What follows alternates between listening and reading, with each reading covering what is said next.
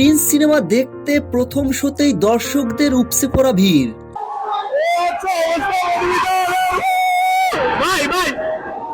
সম্প্রতি সারা দেশে একসাথে 133টি সিনেমা হলে মুক্তি পেয়েছে শাকিব খানের প্রিন্স সিনেমাটি।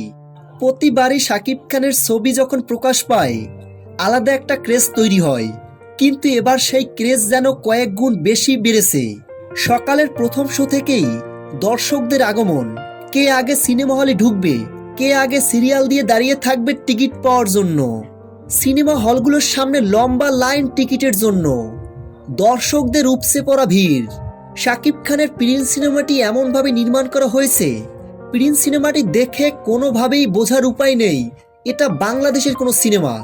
শাকিব খানের অ্যাকশন, শাকিব খানের লুক সবকিছুই একদম দক্ষিণী সিনেমার মতো হয়েছে। দর্শকদের মনে একটা উন্মাদনা সৃষ্টি হয়েছে। দর্শকদের মনে একটাই প্রশ্ন, কেমন হয়েছে শাকিব খানের প্রিন্স? কারণ ট্রেইলার, গান আর টিজার দেখেই দর্শকদের ভিড় যেন আরো কয়েক গুণ বেড়েই যাচ্ছে।